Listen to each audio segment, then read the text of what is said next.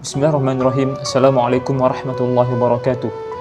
Untuk video kali ini saya ingin berkongsi serba sedikit tentang sejarah kalender Islam ataupun takwim hijrah dan perkaitannya dengan peristiwa hijrah Nabi sallallahu alaihi wasallam ke Madinah. Pada zaman Umar Al-Khattab radhiyallahu anhu, empayar Islam mula membesar. Ada banyak perubahan yang telah dibuat. Maka banyak transaksi surat menyurat telah berlaku. Namun empayar Islam pada ketika itu mempunyai nama-nama bulan, tetapi tidak mempunyai tahun, yang mana tidak seperti Empire Rome pada ketika itu yang mempunyai sistem hari bulan dan tahun. Jika ada tahun sekalipun, mereka akan menamakan tahun-tahun tersebut berdasarkan kepada peristiwa besar yang berlaku pada setiap tahun tersebut.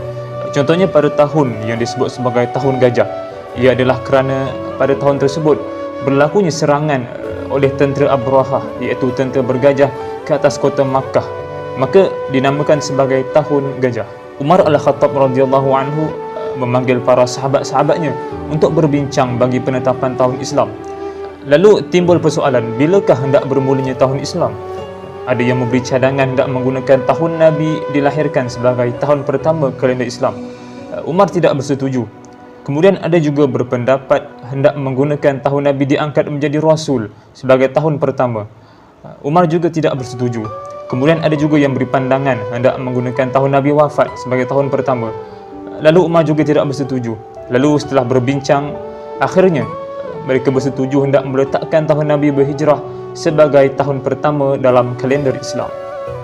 Kemudian timbul persoalan, bulan berapa hendak dijadikan bulan pertama? Contohnya pada kalender Masihi, bulan pertama adalah bulan Januari. Ada yang mencadangkan hendak menggunakan bulan Ramadan sebagai bulan pertama kalender Islam, tetapi Umar Al-Khattab tidak bersetuju juga.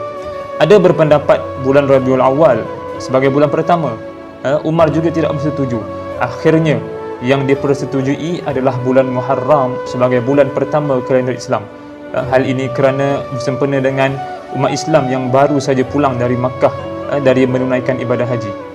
Ramai orang menyangka bahawa Nabi SAW berhijrah pada bulan Muharram kerana kita sambut Ma'al Hijrah pada bulan Muharram.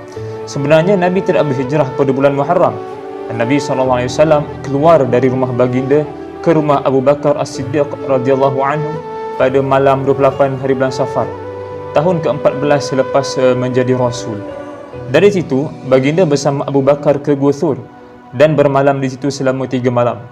Kemudian pada hari pertama bulan Rabiul Awal, baginda dan Abu Bakar As-Siddiq keluar dari Gua Thur lalu memulakan hijrah ke Yathrib ataupun Madinah. Pada hari Isnin 8 Rabiul Awal, Nabi SAW sampai ke Quba. Baginda berada di Quba selama 4 hari dan mengasaskan Masjid Quba. Kemudian pada 12 Rabiul Awal, selepas solat Jumaat, barulah baginda memasuki Yathrib yang kemudiannya dinamakan sebagai Madinah.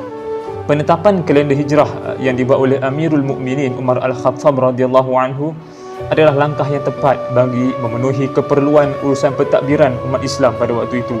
Walaupun idea itu bermula dari cadangan meniru cara pengurusan bukan Muslim, tetapi meniru bukan Muslim dalam perkara yang bukan ibadah dan pula dapat memberi faedah kepada umat Islam adalah sesuatu yang diizinkan, bahkan disuruh oleh Islam.